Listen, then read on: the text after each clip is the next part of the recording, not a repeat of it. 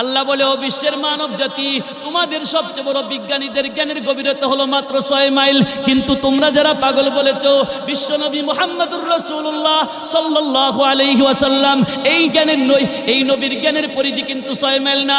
এই নবীর জ্ঞান এই জমিন পাড়ি দিয়া দ্বিতীয় জমিনে যায়, দ্বিতীয় জমিন পাড়ি দিয়া তৃতীয় জমিনে যায়, তৃতীয় জমিন পাড়ি দিয়া চতুর্থ জমিনে যায়, চতুর্থ জমিন পাড়ি দিয়া পঞ্চম জমিনে যায়, পঞ্চম জমিন পাড়ি দিয়া ষষ্ঠ জমিনে যায়, ষষ্ঠ জমিন পাড়ি দিয়া সপ্তম জমিনে যায়, সপ্তম জমিন পাড়ি দিয়া বিশাল বড় মাছ পর্যন্ত যায়, মাছ পাড়ি দিয়া সাগর পর্যন্ত যায়, সাগর পাড়ি দিয়া পাত্তর পর্যন্ত যায়, পাত্তর পাড়ি দিয়া কাদামাটি পর্যন্ত যায়। যে ব্যক্তির জ্ঞান এত গভীরে যায়, এই ব্যক্তি কিভাবে পাগল হইতে পারে? আল্লাহু আকবার। তোমরা যদি 6 মাইল গবেষণা করে গেলে বড় বিজ্ঞানী হয়, মোহাম্মদ কি পাগল নাকি বড় বিজ্ঞানী? বড় বিজ্ঞানী। এটাই আল্লাহর হাবিব এক হাদিসে বলছেন, বুইস্তু মুআল্লিমান আল আউয়ালিন ওয়াল আখিরিন। ও বিশ্ববাসী মানব জাতি, আমি পৃথিবীতে শিক্ষক হিসেবে এসেছি। আমি ডাক্তারের শিক্ষক, ইঞ্জিনিয়ারের শিক্ষক, মাস্টারের শিক্ষক, সমস্ত শিক্ষকের শিক্ষক হিসেবে আমি নবী পৃথিবীতে প্রেরিত হয়েছি। নবী ছাত্র হয়ে আসছে নাকি শিক্ষক হয়ে আসছে? বিজ্ঞানীরও শিক্ষক হয়ে আসছেন। আল্লাহু আকবার। আল্লাহ নুন বলে সাতবক জমিনের নিচের মাছকে বুঝাইলেন। নুনের আরেকটা ব্যাখ্যা হলো ওয়াহিয়া লাউহুম মাহফুজুন। নুন বলতে লৌহে মাহফুজকে বোঝায়। লৌহে মাহফুজ কোথায়? আমাদের মাথার উপরে একটা আসমান আছে, এই আসমান পাড়ি দিয়ে আরেকটা আসমান, এভাবে 7টি আসমান, 7টি আসমান পাড়ি দিয়ে সিদরাতুল মুনতাহা, সিদরাতুল মুনতাহা পাড়ি দিয়ে লৌহে মাহফুজ। লৌহে মাহফুজে কি আছে? আল্লাহর নবী হাদিসের মধ্যে বর্ণনা করেছেন। আল্লাহ রাব্বুল আলামিন বলেন, ও বিশ্ববাসী মানব জাতি, আল্লাহর নবীর জ্ঞান প্রথম আসমানে যায়, দ্বিতীয় আসমানে যায়, তৃতীয় আসমানে যায়, চতুর্থ আসমানে যায়, পঞ্চম আসমানে যায়, ষষ্ঠ আসমানে যায়, সপ্তম আসমানে যায়, সিদরাতুল মুনতাহায় যায়, এমন কি লৌহে মাহফুজ পর্যন্ত যায়। যে ব্যক্তির জ্ঞান এত ঊর্ধ্বে যায়, এই ব্যক্তি তো পাগল হওয়ার কথা না। এই ব্যক্তি তো পাগল হইতে পারে না। আল্লাহ নুন বলে কসম করেছেন। কসমের ব্যাখ্যা করার আর সময় নাই, একটা কসমের ব্যাখ্যা করলাম। আল্লাহ তাআলা প্রমাণ পেশ করেছেন। 1 নাম্বার, আপনি আল্লাহর দেওয়া নিয়ামতে পাগল না। 2 নাম্বার, আল্লাহ তাআলা আপনাকে যে নিয়ামত দিয়েছেন, এই নিয়ামত কোনোদিন শেষ হবে না, আপনি নেকি পেতেই থাকবেন। 3 নাম্বার দাবি করেছেন, ইন্নাকা লাআলা খুলুকিন আযীম। ইয়া রাসূলুল্লাহ, ইয়া হাবিবাল্লাহ, মক্কার মুশরিকরা আপনাকে পাগল বলেছে, আমি আল্লাহ আপনাকে সার্টিফিকেট দিয়েছি, আমি আল্লাহ আপনাকে সনদ দিয়েছি, আপনি হলেন সমস্ত চরিত্রবানদের মধ্যে সর্বশ্রেষ্ঠ চরিত্রবান। যে আল্লাহ মেহেরবানি করে আমাদেরকে এই মুহূর্ত পর্যন্ত হায়াত দান করেছেন, সুস্থ সবল রেখে জান্নাতের বাগানে আসার বসার তৌফিক দান করেছেন, আমরা সকলেই আল্লাহ তাআলার দরবারে জবান খুলে উঁচু আওয়াজে বলি আলহামদুলিল্লাহ। মুহতারাম হাজিরিন, আমি কুরআনুল কারীমের 30তম পাড়ার 30 পারা কুরআনের 29তম পাড়া সূরা কলমের প্রথম 6টি আয়াতে কারিমা তেলাওয়াত করেছি। আল্লাহ তাআলা এই আয়াতগুলো কেন নাজিল করলেন আমাদেরকে আগে বোঝার দরকার।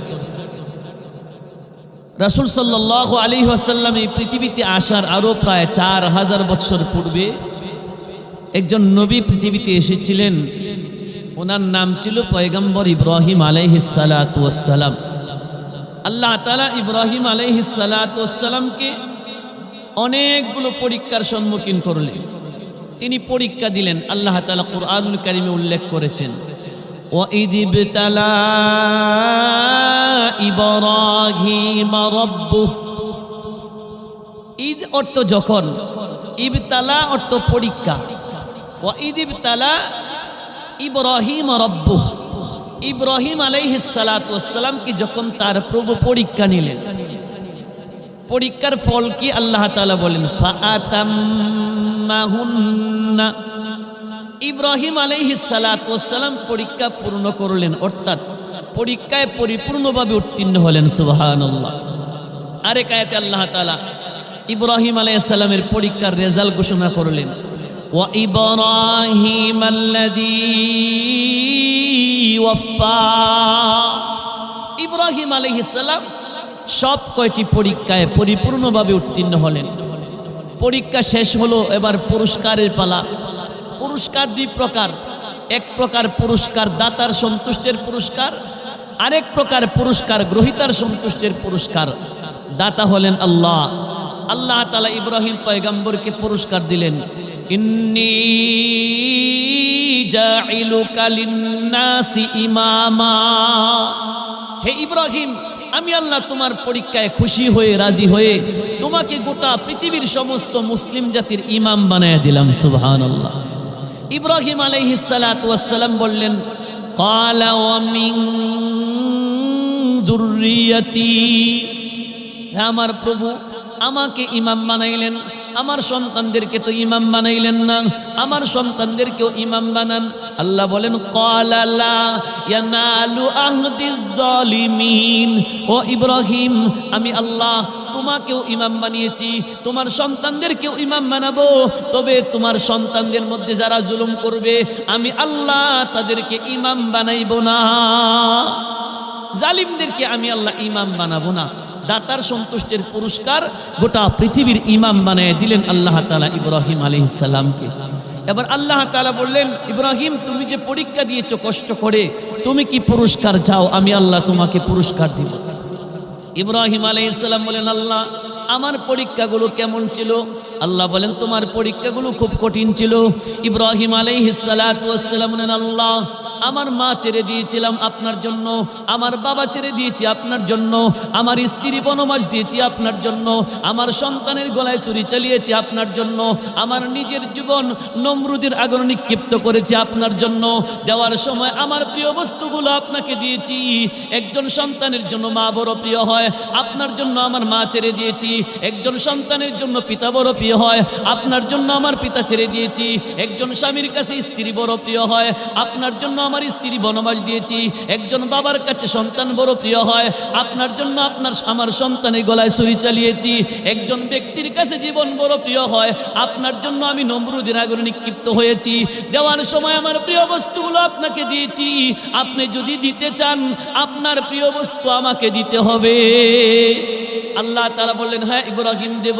ইব্রাহিম আলাইহিস সালাতু ওয়াস সালাম বলেন, আল্লাহ আপনার প্রিয় বস্তু হলো মুহাম্মাদুর রাসূলুল্লাহ, এই মুহাম্মদকে আপনি আমার বংশে পাঠাইবেন। আল্লাহ তাআলা বলেন, হ্যাঁ ইব্রাহিম মুহাম্মদকে তোমার বংশে পাঠাইব। ইব্রাহিম আলাইহিস সালাম বলেন, শুধু তাই নয় আল্লাহ, রব্বানা ওয়াবাস فيهم رسولا منهم يتلو عليهم آياتك ويعلمهم الكتاب والحكمة ويزكيهم। আল্লাহ যিনি হবেন সাইয়্যিদুল মুরসালিন, যিনি হবেন খাতামুন নবিয়্যিন, ওই নবী মুহাম্মদুর রাসূলুল্লাহকে আমার বংশের মধ্যে পাঠাইবেন। শুধু তাই নয়, তিনি যাতে তার উম্মতদেরকে 4টা মিশন চালু করে তাওহীদের দাওয়াত দেয়। 1 নম্বরে তেলাওয়াতে কোরআন, 2 নম্বরে তালিমের কোরআন, 3 নম্বরে তালিমে হাদিস, 4 নম্বরে আত্মশুদ্ধি। এই 4টা মিশন চালু করে যিনি মানুষকে তাওহীদের দাওয়াত দিবে, আল্লাহ এই নবীকে আপনি আমার বংশের মধ্যে পাঠাইবেন। আল্লাহ তাআলা বলেন, হ্যাঁ ইব্রাহিম তোমার মুনাজাত কবুল করলাম। ইব্রাহিম আলাইহিস সালাতু ওয়াস সালাম বিয়া করেছে, 86 বছর বয়স, সন্তান হয় না। আল্লাহর কাছে দোয়া করে, আল্লাহ রব্বি হাবলি মিনাস সালিহিন।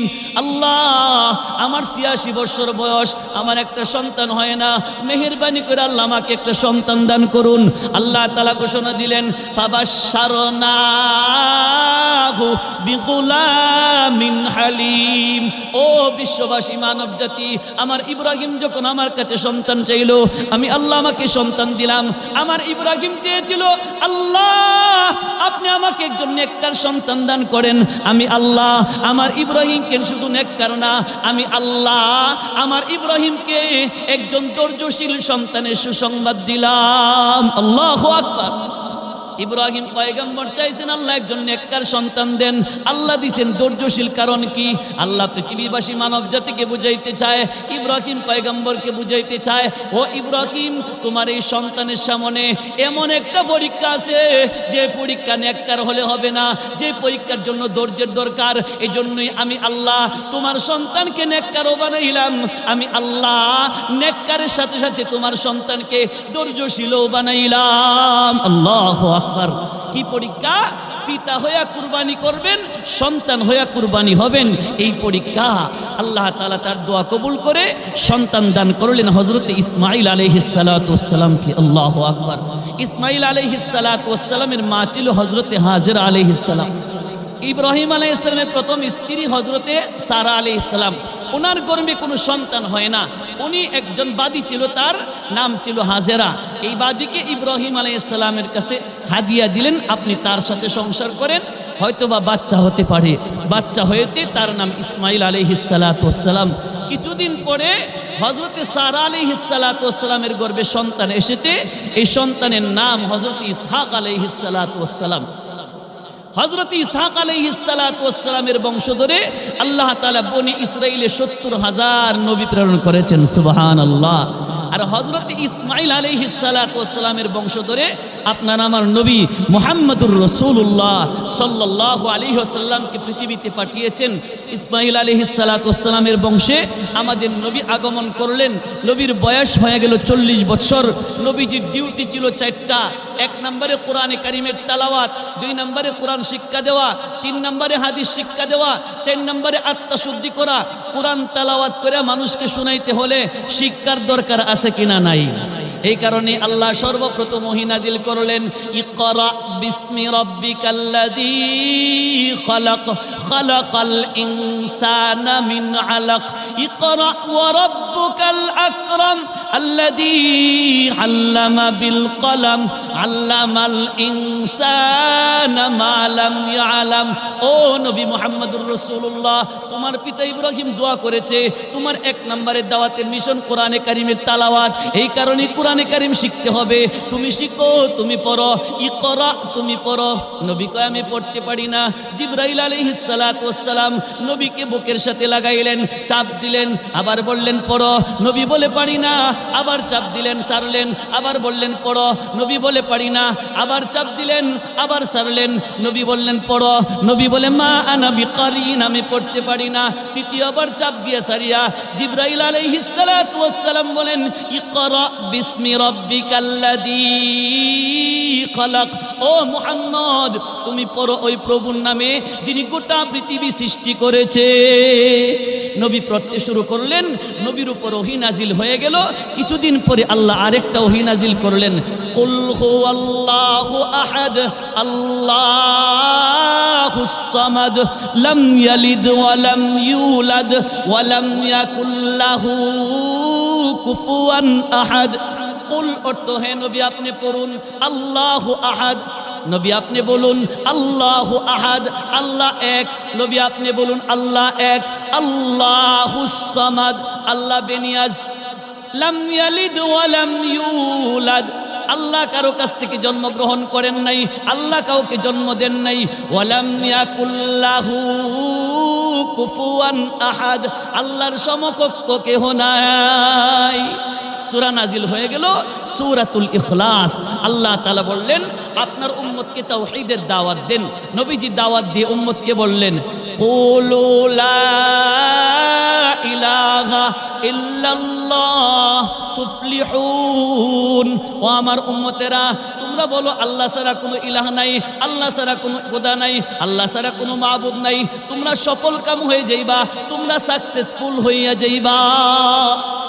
তোমরা বলো আল্লাহ ছাড়া কোনো ইলাহ নাই, আল্লাহ ছাড়া কোনো খোদা নাই, তোমরা সফল কাম হইবা।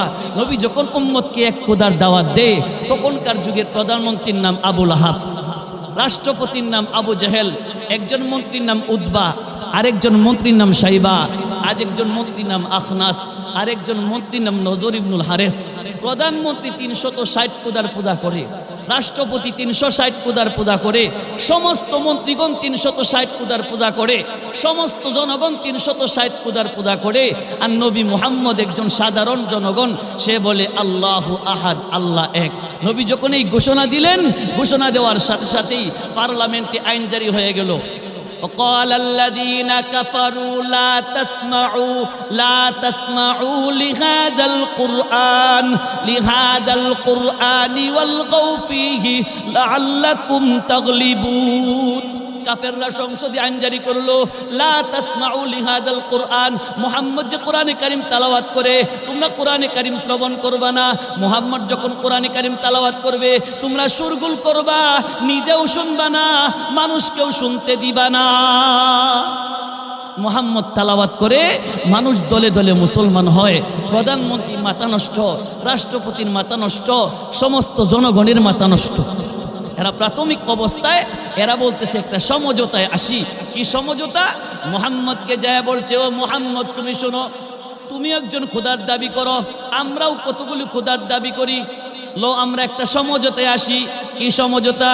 ওই সমঝোতা হলো আমরা সবাই মিলে একদিন তোমার খোদার ইবাদত করব, আর তুমি একদিন আমাদের খোদার ইবাদত করবা, শেয়ারে ইবাদত করি।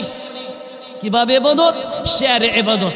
আল্লাহ তাআলা সূরা নাজিল করে জানাইলেন, কুল ইয়া আইয়ুহাল কাফিরুন লা আ'বুদু মা তা'বুদুন ওয়ালা আনতুম আবিদুনা মা আ'বুদু ওয়ালা আনা আবিদুম মা আবাদতুম ওয়ালা আনতুম আবিদুনা মা আ'বুদ।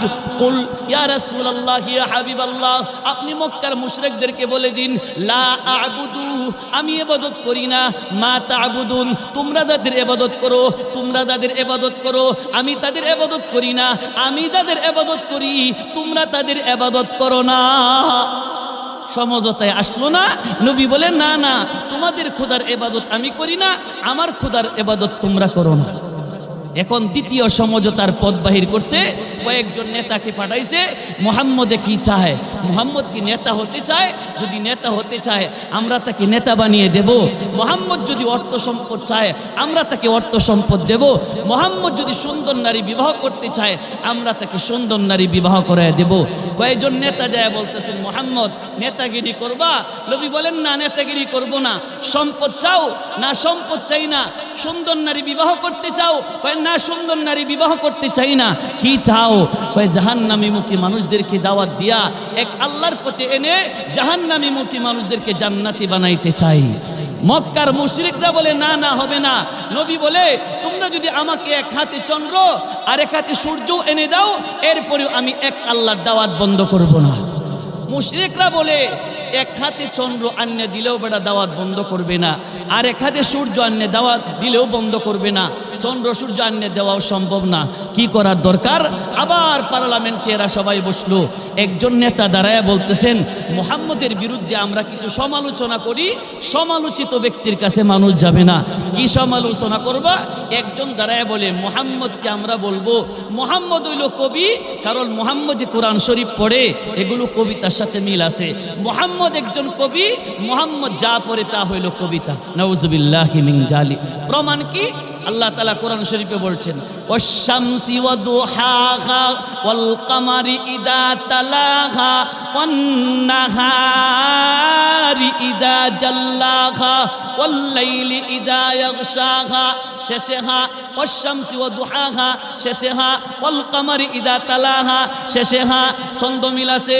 সুতরাং মুহাম্মদ হইল একজন কবি, মুহাম্মদ যা পড়ে তা হইল কবিতা। নাউযুবিল্লাহ। আরেকজন নেতা দাঁড়ায় বলে, শোনো, মুহাম্মদকে যদি কবি বলো, মানুষে যদি জিজ্ঞাসা করে কবি হইলে শিক্ষা করতে হয়, পড়ালেখা করতে হয়, মুহাম্মদ কোন স্কুলে পড়ছে, কোন কলেজে পড়ছে, মুহাম্মদের উস্তাদ কি? মুহাম্মদের কোনো উস্তাদ তো নাই, মুহাম্মদ কোন স্কুল কলেজে যায় নাই, সুতরাং মুহাম্মদকে কবি বলা যাবে না। আরেকজন বলে মুহাম্মদকে বলো জাদুগির। কি বলো? জাদুগির, কারণ জাদুবিদ্যায় মানুষের মধ্যে যেভাবে আকর্ষণ সৃষ্টি করে, স্বামী স্ত্রীর মধ্যে বিচ্ছেদ ঘটায়া দেয়, ভাই ভাইয়ের মধ্যে বিচ্ছেদ ঘটায়া দেয়, সমাজের মানুষের মধ্যে বিচ্ছেদ ঘটায়া দেয়, মুহাম্মদের কোরআনের তালাওয়াতে এভাবে বিচ্ছেদ ঘটায়া দেয়। মুহাম্মদ একজন জাদুগির, মুহাম্মদ যা পড়ে তা হলো জাদুবিদ্যা। আরেকজন নেতা দাঁড়ায় বলে না না, জাদুগির বলা যাবে না, জাদুগিরিও শিখতে হয়, মুহাম্মদের কোনো উস্তাদ পৃথিবীতে নাই। আরেকজন নেতা দাঁড়ায় বলে মুহাম্মদ হইল পাগল, পাগলামি শিকার জন্য স্কুলেও যাওয়া লাগে না, কলেজেও যাওয়া লাগে না, ভার্সিটিতেও যাওয়া লাগে না, মুহাম্মদ হইল একজন পাগল। মুহাম্মদকে মক্কার মুশরিকরা পাগল বলে আখ্যায়িত করলো। আল্লাহ তাআলা মক্কার মুশরিকদের দাঁত ভাঙ্গা জবাব দেওয়ার জন্য সূরাতুল কলমের প্রথম 6টি আয়াত আল্লাহ তাআলা নাজিল করেছেন। আল্লাহু আকবার। আল্লাহ তাআলা নাজিল করে বলছেন, নুন ওয়াল কলামি ওয়া মা ইয়াসতুরুন মা আনতা বিনি'মাতি রাব্বিকা বিমাজনুন ওয়া ইন্না লাকা লাআজরান গায়রা মামনুন ওয়া ইন্নাকা লাআলা খুলুকিন আযীম ফাসাতুবসিরু ওয়া ইউবসিরুন। আল্লাহ তাআলা এই আয়াতগুলো নাজিল করে মক্কার মুশরিকদের দাঁত ভাঙ্গা জবাব দিয়েছেন। আমরা এই আয়াতগুলোর তালাওয়াত করেছি। এই আয়াতগুলোর ব্যাখ্যা বিশ্লেষণ বুঝতে হলে প্রাথমিক অবস্থায় আমরা এই আয়াতগুলোকে 3 ভাগে ভাগ করি। 1 নাম্বার, নুন ওয়াল কলামি ওয়া মা ইয়াসতুরুন, এই হলো আয়াতগুলোর প্রথম ভাগ। মা আনতা বিনি'মাতি রাব্বিকা বিমাজনুন ওয়া ইন্না লাকা লাআজরান গায়রা মামনুন ওয়া ইন্নাকা লাআলা খুলুকিন আযীম, এই হলো আয়াতগুলোর দ্বিতীয় ভাগ। ফাসাতুবসিরু ওয়া ইউবসিরুন বিআইয়িকুমুল মাফতুন, এই হলো আয়াতগুলোর তৃতীয় ভাগ। প্রথম ভাগের আলোচ্য বিষয় দলিলের আলোচনা, দ্বিতীয় ভাগের আলোচ্য বিষয় দাবির আলোচনা, তৃতীয় ভাগের আলোচ্য বিষয় আল্লাহর নবীকে যারা পাগল বলেছিল ওই সমস্ত ব্যক্তিদের আলোচনা। প্রথম ভাগে দলিল, দ্বিতীয় ভাগে দাবি, তৃতীয় ভাগে ওই ব্যক্তিদের আলোচনা। দলিল পেশ করেছেন আল্লাহ 3টা। 1 নাম্বার দলিল নুন, 2 নাম্বার দলিল কলম, 3 নাম্বার দলিল ওমা ইয়াসতুরুন। দাবি পেশ করেছেন 3টা। 1 নাম্বার, মা আনতা বিনি'মাতি রাব্বিকা বিমাজনুন। 2 নাম্বার দাবি, ওয়া ইন্না লাকা লাআজরান গায়রা মামনুন। 3 নাম্বার দাবি, ওয়া ইন্নাকা লাআলা খুলুকিন আযীম। 3টা দাবির সপক্ষে 3টা দলিল। 1 নাম্বার দলিল নুন। নুনের ব্যাখ্যা কি? মুফাসসিরিন ইকরাম নুনের ব্যাপারে 2 মত অবলম্বন করেছেন। একদল মুফাসসির বলে নুনের ব্যাখ্যা করা যাবে, আরেক দল মুফাসসির বলে না, নুনের ব্যাখ্যা করা যাবে না, নুন হলো বিক্ষিপ্ত অক্ষর। তারা বলে আল্লাহু আ'লামু বিমুরাদিহি বিদালিক। নুনের অর্থ কি, আলিফ লাম মিমের অর্থ কি, হামিমের ব্যাখ্যা কি, এগুলোর ব্যাখ্যা দুনিয়ার কোনো মানুষ জানে না, এগুলোর ব্যাখ্যা জানে আল্লাহ। আরেক দল মুফাসসির বলে না না, এগুলোর ব্যাখ্যা করা যাবে। এক দলে বলে ব্যাখ্যা করা যাবে না, কেন? এগুলো হলো বিক্ষিপ্ত অক্ষর। যেমন কিছু অক্ষর বাংলাতেও আছে ATM, এর অর্থ কি আমরা জানি না, টির অর্থ কি আমরা জানি না, এম এর অর্থ কি আমরা জানি না। এক মুরব্বী এক যুবককে জিজ্ঞাসা করে, আচ্ছা বাবা কি পড়ালেখা করছো? যুবক ডাক দিয়া কয় TTMP। তারি বাপ রে বাপ, সর্বনাশ করছি, এত বড় ডিগ্রি কোন দেশ থেকে নিছো তুমি? চাচা এর ব্যাখ্যা বুঝছেন না। ব্যাখ্যা কি? প্রথমটিতে 10 দ্বিতীয়টিতে 2 এম এ মানে মেট্রিক, এফ এ মানে পাস। ওরে বাপ রে বাপ, টান্না টুন্না মেট্রিক পাস। চাচায় মনে করছিল কত বড় ডিগ্রি, এখন দেখে টান্না টুন্না মেট্রিক পাস। আচ্ছা বাবা কি করো? MBBS। এই সর্বনাশ করছি, টান্না টুন্না মেট্রিক পাস করে MBBS। চাচা এটারও ব্যাখ্যা বুঝছেন না। ব্যাখ্যা কি? এম এ মানে মা, প্রথম বিতে বাবার, মা বাবার, দ্বিতীয় বিতে বেকার, এসে মানে ছেলে, মা বাবার বেকার ছেলে। ও মা বাবার বেকার ছেলে। আচ্ছা বলেন টির অর্থ কি আমরা জানি? টির অর্থ আমরা জানি না, এর অর্থ আমরা জানি না, এগুলো বিক্ষিপ্ত অক্ষরের অর্থ আমরা জানি না। ঠিক তেমনি ভাবে নুনের অর্থ কি আমরা জানি না, কাফের অর্থ কি আমরা জানি না, হামিমের অর্থ কি আমরা জানি না, আলিফ লাম মিম এগুলোর অর্থ কি আমরা জানি না। আরেক দল মুফাসসির বলে না না, এগুলোর ব্যাখ্যা করা যাবে। আল্লাহ কোরআন শরীফের মধ্যে বলছেন, আফালা ইয়াতাদাব্বারুনাল কুরআন আম আলা কুলুবিন আকফালুহা। ও বিশ্ববাসী মানব জাতি, তোমরা চন্দ্র নিয়ে গবেষণা করো, সূর্য নিয়ে গবেষণা করো, ব্লাড নিয়ে গবেষণা করো, প্রস্রাব নিয়ে গবেষণা করো, পায়খানা নিয়ে গবেষণা করো, তোমরা আমার কোরআন নিয়ে কেন গবেষণা করো না? আমি আল্লাহ কি তোমাদের অন্তরে তালা লাগাইছি? আমি আল্লাহ তো তোমাদের অন্তরে তালা লাগাই নাই। সুতরাং আল্লাহ কোরআন শরীফ নিয়ে গবেষণা করতে বলছে, ব্যাখ্যা করতে বলছে। আলিফ লাম মিম এগুলো কোরআন শরীফের অংশ, ব্যাখ্যা করা যাবে। নুন এগুলো কোরআন শরীফের অংশ, ব্যাখ্যা করা যাবে। যারা বলে ব্যাখ্যা করা যাবে, এদের মধ্যে একজন হলো হযরত ইবনে আব্বাস রাদিয়াল্লাহু তাআলা আনহু, যার উপাধি হলো রাইসুল মুফাসসিরিন, সমস্ত সাহাবীদের মুফাসসিরদের লিডার যিনি। তিনি ব্যাখ্যা করে বলছেন, নুনের ব্যাখ্যা হলো ওয়াহিয়াল হুতুল আযীম আলা তাহতিস সাবইল আরদি। নুন বলতে বিশাল বড় একটা মাছকে বোঝানো হয়েছে। এই মাছ কোথায় বাস করে? এই মাছ দুনিয়ার কোনো সাগরে বাস করে না, দুনিয়ার কোনো নদীতে বাস করে না, দুনিয়ার কোনো কালবিলে বাস করে না। ওয়াহিয়াল হুতুল আযীম আলা তাহতিস সাবইল আরদি। এটা একটা বিশাল বড় মাছ। এই মাছের উপর আল্লাহ রাব্বুল আলামিন 7 তবক জমিনকে স্থাপন করে দিয়েছে। বিশাল বড় একটা মাছ, এই মাছের উপর আল্লাহ 7টা জমিনকে রেখে দিয়েছেন। মাছটি রয়েছে একটা সাগরের উপর, সাগরটা রয়েছে একটা সারের উপর, সারটা রয়েছে একটা পাত্রের উপর, পাত্রটা রয়েছে কাদামাটির উপর। কাদামাটির নিচে কি আছে দুনিয়ার কোনো সৃষ্টি জানে না। কাদামাটির নিচে কি আছে জানে একমাত্র আল্লাহ। আল্লাহ তাআলা নুনের কসম করেছেন, অর্থ হলো 7 তবক জমিনের নিচের মাছের কসম করেছেন। কসম করে বলছেন আমার নবী পাগল না। নবী পাগল না, মাছের সাথে পাগলের সম্পর্ক কি? মুফাসসিরিন ইকরাম বলেন মাছের সাথে পাগলের সম্পর্ক আছে। ও বিশ্বের মানব জাতি, তোমাদের দৃষ্টিতে সবচেয়ে বড় বিজ্ঞানী হলো নাসার বিজ্ঞানীরা। নাসার বিজ্ঞানীরা জমি নিয়ে গবেষণা করেছে, চন্দ্র নিয়ে গবেষণা করেছে, সূর্য নিয়ে গবেষণা করেছে। জমি নিয়ে গবেষণা করতে করতে সিত্তাতু আমাকিন 6 মাইল গভীরে গেছে। এর নিচে তারা আর যাইতে পারে না, তাদের জ্ঞান এর নিচে আর যাইতে পারে না। আল্লাহ বলে, ও বিশ্বের মানব জাতি, তোমাদের সবচেয়ে বড় বিজ্ঞানীদের জ্ঞানের গভীরতা হলো মাত্র 6 মাইল। কিন্তু তোমরা যারা পাগল বলেছো, বিশ্বনবী মুহাম্মদুর রাসূলুল্লাহ সাল্লাল্লাহু আলাইহি ওয়াসাল্লাম এই নবীর জ্ঞানের পরিধি কিন্তু 6 মাইল না।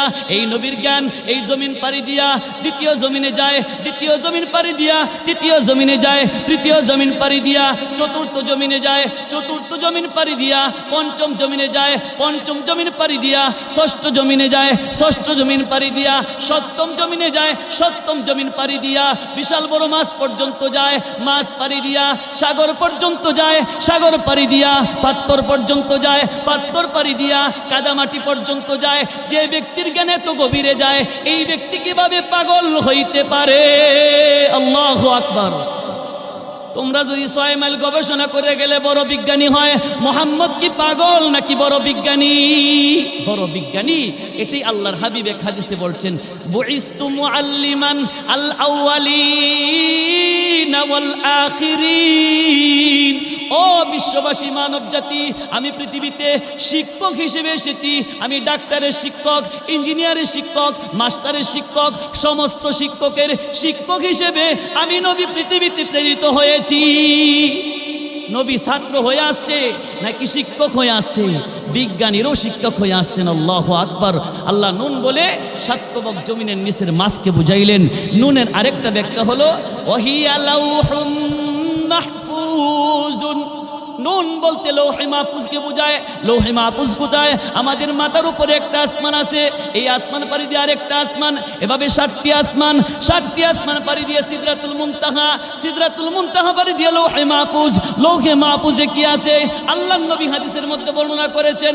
আল্লাহ রাব্বুল আলামিন বলেন, ও বিশ্ববাসী মানব জাতি, আল্লাহর নবীর জ্ঞান প্রথম আসমানে যায়, দ্বিতীয় আসমানে যায়, তৃতীয় আসমানে যায়, চতুর্থ আসমানে যায়, পঞ্চম আসমানে যায়, ষষ্ঠ আসমানে যায়, সপ্তম আসমানে যায়, সিদরাতুল মুনতাহায় যায়, এমন কি লৌহে মাহফুজ পর্যন্ত যায়। যে ব্যক্তির জ্ঞান এত ঊর্ধ্বে যায়, এই ব্যক্তি তো পাগল হওয়ার কথা না।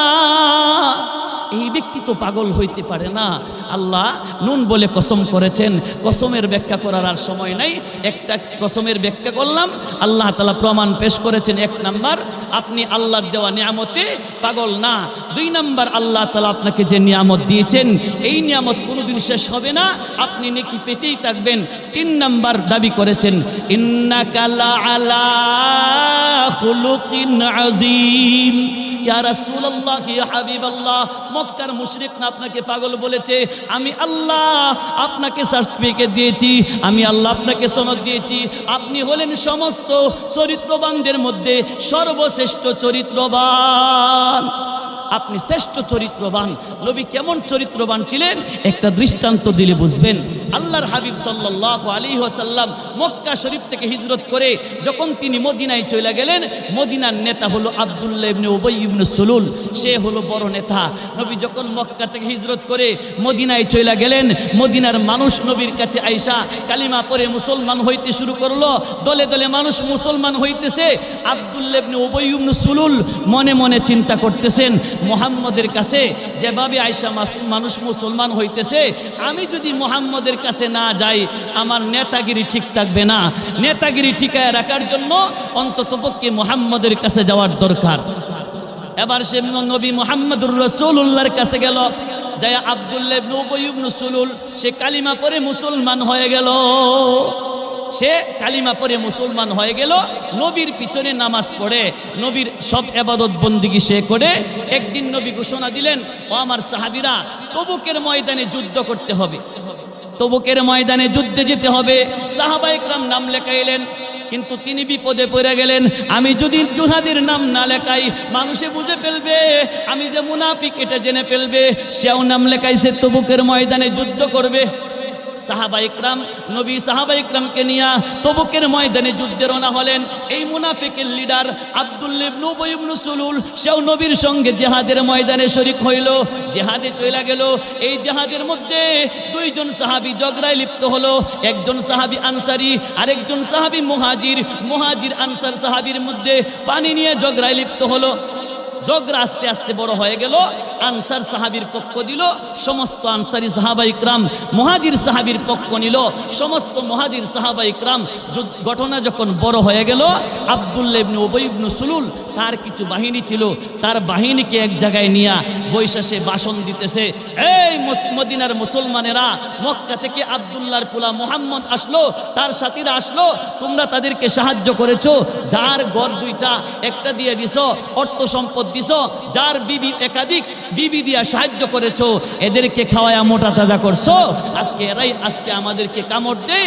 আমরা যখন এই জিহাদের ময়দান থেকে চলে যাব, মদিনায় যাব, মদিনায় যায়া মুহাম্মদ সহ মুহাম্মদের সঙ্গে যে সাহাবায়ে কেরাম আসছে এদেরকে বের করিয়া দেব। নবী সহ সমস্ত মুসলমানদেরকে সাহাবীদেরকে মদিনা থেকে বের করে দিবে। এখানে একজন ছোট্ট সাহাবী ছিল যায়েদ ইবনে আরকাম রাদিয়াল্লাহু তাআলা আনহু, সে দৌড়িয়া নবীর কাছে যায়, বলতেছেন, নবীজি আব্দুল্লাহ ইবনে উবাই ইবনে সুলুল আপনার বিরুদ্ধে ভাষণ দিয়েছে, আমাদের বিরুদ্ধে ভাষণ দিয়েছে। নবী বলছেন, তুমি ঠিক বলেছো? সাহাবী বলে, হ্যাঁ হুজুর, আমি ঠিক বলছি, নিজের কানে শুনছি। আল্লাহ রাসূল আব্দুল্লাহ ইবনে উবাই ইবনে সুলুলকে ডাকলেন, এ আব্দুল্লাহ ইবনে উবাই ইবনে সুলুল, তুমি কি আমাদের বিরুদ্ধে এমন ভাষণ দিয়েছ? আব্দুল্লাহ ইবনে উবাই ইবনে সুলুল, হুজুর আমি কি এমন ভাষণ দেওয়ার লোক? আপনার পিছনে নামাজ পড়ি, এত লম্বা জুব্বা গায়ে দিছি, আমি কি আপনার বিরুদ্ধে এমন ভাষণ দেওয়ার লোক? আল্লাহর কসম আমি এমন ভাষণ দেই, আমি মিথ্যা কথা বলছি, নাউজুবিল্লাহ। সাহাবীরে বানাইছে মিথ্যাবাদী।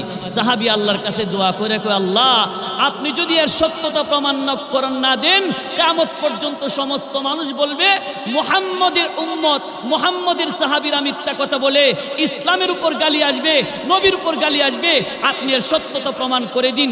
সাথে সাথে আল্লাহ জিবরাইলকে বললেন, জিবরাইল আমার হাবিবের কাছে যাইয়া সূরাতুল মুনাফিকুন নাজিল করে দিয়ে আসো। জিবরাইল আলাইহিস সালাতু ওয়াস সালাম আসলেন, আয়েশা বলতেছেন, ইয়া রাসূলুল্লাহ, ইয়া হাবিবাল্লাহ, আপনাকে আল্লাহ তাআলা হাদিয়া দিয়েছেন। কি হাদিয়া দিয়েছেন জিবরাইল? আপনাকে হাদিয়া দিয়েছেন সূরাতুল মুনাফিকুন। আল্লাহ তাআলা বলে দিয়েছেন, ইদা জাআকাল মুনাফিকুনা ক্বালু ইন্নাকা লারাসূলুল্লাহ ওয়াল্লাহু ইয়াশহাদু ইন্নাল মুনাফিকিনা লাকাযিবুন। এই সূরা নাজিল হয়ে গেল। এই সূরার মধ্যে তার বক্তব্যটাও আল্লাহ তুলে ধরেছেন, লা ইরজাআনা ইলাল মাদিনাতি লা ইউখরিজান্নাল আ'আজ্জু মিনহাল আযাল। আমরা যখন এই জিহাদের ময়দান থেকে মদিনায় চলে যাইব, মদিনায় যায়া মদিনার সম্মানী মানুষ যারা, আমাদের বাবার বাড়ি মদিনায়, আমরা হইলাম সম্মানী। এই মদিনার মধ্যে যারা মক্কা থেকে হিজরত করে এসেছে তাদেরকে বহিষ্কার করে দেব, মদিনা থেকে তাদেরকে বাহির করিয়া দিব। আল্লাহ তাআলা গালি সহ সূরা নাজিল করে দিলেন। আল্লাহ নবী সাল্লাল্লাহু আলাইহি ওয়াসাল্লাম সাহাবীদেরকে বললেন, সাহাবীরা, এই যে আব্দুল্লাহ ইবনে উবাই ইবনে সুলুল আমাদের বিরুদ্ধে বক্তৃতা দিয়েছে, আজকে জিহাদ, আজকে যুদ্ধ এখানেই বিরতি। নবীজি তবুকের ময়দানের যুদ্ধ বিরতি দিয়া সাহাবীদেরকে নিয়ে মদিনায় রওনা হলেন। অনেক সাহাবী জিজ্ঞাসা করে, বিরতি কেন? যে তোমরা কি শোনো নাই আব্দুল্লাহ, এই যে আব্দুল্লাহ ইবনে উবাই ইবনে সুলুল আমাদের বিরুদ্ধে কি ভাষণ দিয়েছে? নবীজি সাহাবীদেরকে নিয়ে মদিনায় যাইতেছেন। এই আব্দুল্লাহ ইবনে উবাই ইবনে সুলুলের ছেলে নাম আব্দুল্লাহ, সে ছিল একজন আশিকে রাসূল সাহাবী। সুবহানাল্লাহ। সে যখন শুনছে আমার পিতা নবীর বিরুদ্ধে কটূক্তি করেছে, আমার ভাই সাহাবীদের বিরুদ্ধে কটূক্তি করেছে, একটা খোলা তরবারি নিয়ে বাবারে খুঁজতেছে। খুঁজতে খুঁজতে এক জায়গায় যায় দেখে তার বাবা একটা ঘোড়ার উপর সওয়ার হয়ে আছে। ঘোড়ার সামনে যায়া খোলা তরবারি নিয়ে দাঁড়ায় বলতেছেন, বাবা, লা ইরজানা ইলাল মাদিনাতি লা ইউখরিজান্নাল আ'আজ্জু মিনহাল আযাল ওয়ালিল্লাহিল ইজ্জাতু ওয়ালি রাসূলিহি ওয়ালিল মুমিনিনা ওয়ালাকিন্নাল মুনাফিকিনা লা ইয়ালামুন। লা ইরজানা ইলাল মাদিনাতি, ও বাবা, এই আয়াতের মধ্যে সম্মানী ব্যক্তি কাদেরকে বুঝাইলা, অসম্মানী ব্যক্তি কাদেরকে বুঝাইলা? মুহাম্মদকে অসম্মানী বানাইলা, সাহাবীদেরকে অসম্মানী বানাইলা। আজকে আমি সন্তান হয়ে তোমাকে ছাড়বো না। সাহাবা ইকরাম বলে, তোমার বাবা ভুল করছে, ছাইরা দাও। আব্দুল্লাহ বলে, না না, ছাড়বো না। নবী আসলেন, আয়েশা দেখে আব্দুল্লাহ তার বাবার সামনে খোলা তরবারি নিয়ে দাঁড়ানো। আল্লাহর নবী বলে, আব্দুল্লাহ, তোমার পিতা অপরাধ করেছে, তুমি সন্তান হইয়া পিতাকে মাফ করে দাও। আব্দুল্লাহ বলে, না না নবী, আমি মাফ করব না।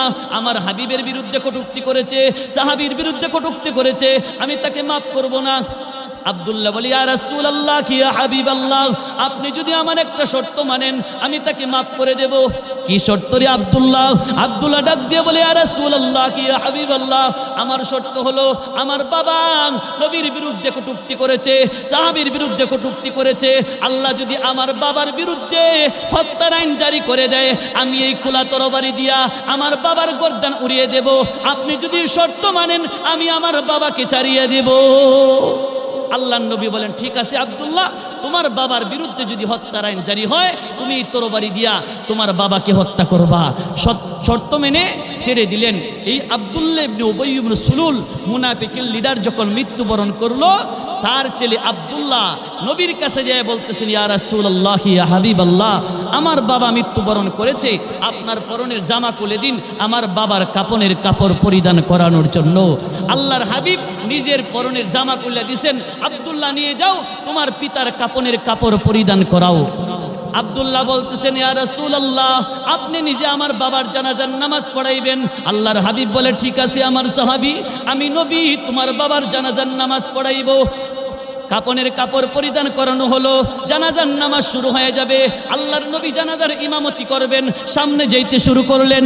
ওমরে ফারুক ডাক দিয়ে বলে, ইয়া রাসূলুল্লাহ, ইয়া হাবিবাল্লাহ, যে লোকটা আপনাকে এত কষ্ট দিয়েছে, আপনার বিবির ব্যাপারে জিনার তুহমত পর্যন্ত দিয়েছে, কাজে কষ্ট দিয়েছে, নামাজে কষ্ট দিয়েছে, ইবাদত বন্দেগী কষ্ট দিয়েছে, এই মুনাফিকের জানাজার নামাজ আপনি পড়াইতে যাইতেছেন। আল্লাহ কোরআন শরীফে বলছেন, ইস্তাগফির লাহুম আউলা তাস্তাগফির লাহুম ইন তাস্তাগফির লাহুম 70 মাররাতান ফালাই ইয়াগফিরাল্লাহু লাহুম। ইয়া রাসূলুল্লাহ, ইয়া হাবিবাল্লাহ, আল্লাহ কোরআন শরীফে বলছেন, আপনি যদি মুনাফিকদের ব্যাপারে 70 বার ইস্তিগফার করেন, মুনাফিকের শানে, মুনাফিকের ব্যাপারে আপনার ইস্তিগফার আল্লাহ কবুল করবে না। আপনি কেন তার জানাজার নামাজ পড়াইতে যান?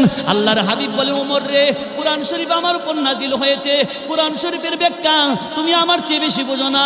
আল্লাহ বলছেন, ইস্তাগফির লাহুম, আপনি তাদের জন্য ইস্তিগফার করুন, আউলা তাস্তাগফির লাহুম, অথবা নাই করুন। আল্লাহ বলছেন, করুন অথবা নাই করুন, আমি আল্লাহ কবুল করব না। কবুল করবে কি না করবে না এটা আল্লাহর কাজ, আমি পড়াইয়া দিলাম। আল্লাহর হাবিব এই মুনাফিকের জানাজার নামাজ পড়াইয়া দিলেন। জানাজার নামাজ শেষ হলো। আল্লাহ সাথে সাথে জিবরাইলকে বললেন, জিবরাইল রে, আমার হাবিবের কাছে যাইয়া একটা আয়াত নিয়ে নাজিল করে দিয়ে আসো। জিবরাইল একটা আয়াত নিয়ে আসলেন।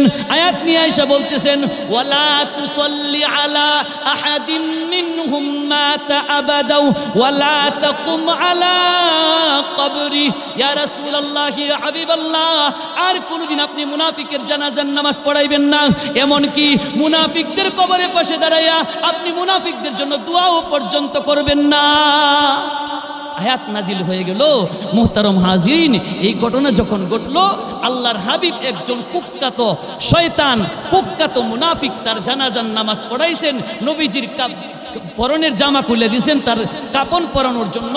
এই ঘটনা যখন দেখলো, তখনকার যুগের ইহুদিদের মধ্য থেকে 30,000 ইহুদি একসাথে কালিমা পড়ে মুসলমান হয়ে গেল। আল্লাহু আকবার। আল্লাহ কথাটাই বলেন, ইন্নাকা লাআলা খুলুকিন আযীম।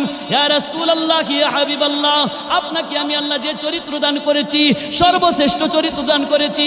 পাগলের চরিত্র শ্রেষ্ঠ নয়, এরা আপনাদেরকে পাগল বলেছে, আমি আল্লাহ সার্টিফিকেট দিয়েছি আপনি পৃথিবীর মধ্যে সর্বশ্রেষ্ঠ চরিত্রবান। মুহতারাম হাজিরিন, এই ঘটনার মধ্যে আমাদের দুইটা প্রশ্ন। এক নাম্বার প্রশ্ন, আল্লাহর রাসূল কেন তার জামা খুলে দিলেন এই মুনাফিকের কাপনের কাপড় পরিধান করানোর জন্য? 2 নাম্বার প্রশ্ন, আল্লাহর নবী কেন তার জানাজার নামাজ পড়াইলেন? একজন কুখ্যাত শয়তানের জানাজার নামাজ তিনি কেন পড়াইলেন? মুফাসসিরিন ইকরাম উত্তর দিয়েছেন,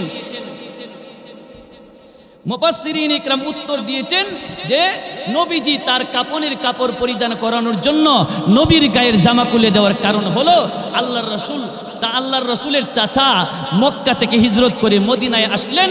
আয়েশা নবীজির হাত ধরে কালিমা পড়ে মুসলমান হয়ে গেলেন। মুসলমান যখন হয়ে গেলেন, আল্লাহর নবীর চাচার পরনে কোনো কাপড় ছিল না। আল্লাহর নবী বলছে, আমার সাহাবীরা, আমার চাচাকে একটা কাপড় দিয়া, জামা দিয়া তোমরা সাহায্য করো। অনেক সাহাবা ইকরাম জামা দিলেন, কিন্তু নবীর চাচার গায়ে জামা লাগে না, কারণ সে ছিল একটু মোটা তাজা। আব্দুল্লাহ ইবনে উবাই ইবনে সুলুল, সেও ছিল একজন মোটা তাজা। আব্দুল্লাহ ইবনে উবাই ইবনে সুলুল তার জামা খুলে দিছিল নবীর চাচার জামার জন্য। নবীর চাচা আব্দুল্লাহ ইবনে উবাই ইবনে সুলুলের জামা পরিধান করছিল। আল্লাহ তাআলা এই ঋণ দুনিয়াতেই পরিষ্কার করে দিয়েছেন। সুবহানাল্লাহ। 2 নাম্বার প্রশ্ন হলো, এই মুনাফিকের জানাজার নামাজ নবী কেন পড়াইলেন? উত্তর হলো, নবীজির ওই মুনাফিকের ছেলের নাম ছিল আব্দুল্লাহ।